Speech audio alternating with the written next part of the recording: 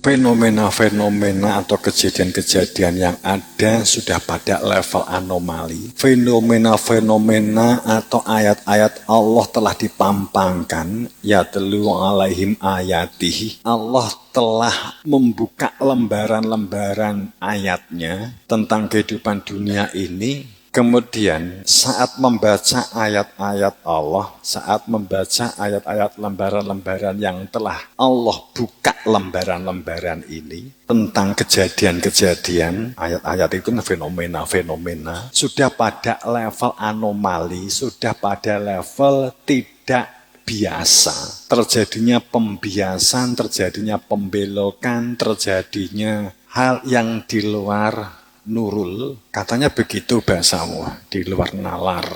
Jadi sudah di luar nurul. Tidak berlangsung seperti pada keadaan normal. Dan sudah pada level ekstrim dan radikal. Pada kita membaca tentang ayat-ayat Allah. Tentang manusia yang mungkin mentolong membunuh orang tuanya. Membunuh hanya karena diputus. Membunuh hanya karena hutang. Membunuh hanya karena bully. Ini namanya adalah perilaku anomali sebagai fenomena yang tidak biasa. Ini kan Allah telah memampangkan ayat-ayat ini. Laqad manallahu 'alal mu'min. Mereka yang beruntung sebagai hamba Allah yang iman, yang memiliki iman. Laqad manallahu 'alal mu'min ing atase wong kang iman, dadi wong iman. Itu idba'asa pada saat bertatap muka bertemu dengan Rasulnya yang ada di antara mereka sendiri.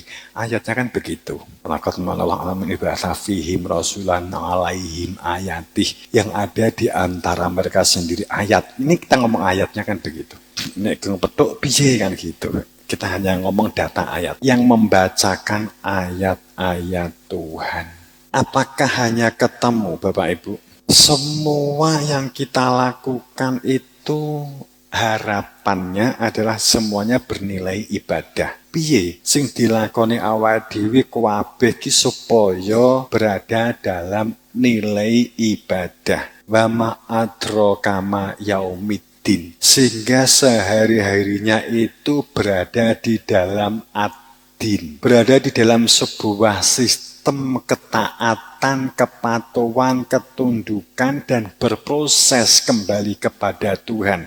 Itu wa ma adraka ma yaumiddin. Tsumma adraka ma yaumiddin. Kemudian hidupmu itu akan terus-menerus berada di dalam sistem dan mekanisme ketaatan, kepatuhan, dan ketundukan. Dan berproses kembali kepada Tuhanmu. Tadi di depan saya sudah matur, orang spiritual, semua yang dilakukan itu akan menjadi perilaku ritual. Definisi ritual selama ini kan menggunakan definisi awam. Hanya sholat, poso, zakat, kaji. Tapi bagi orang-orang tertentu yang berada di dalam spiritual yang tinggi, oke kita bahasakan itu saja untuk memudahkan, semua apapun yang dilakukan dan menjadi apa dan menjadi siapa, itu semuanya adalah ritualitas.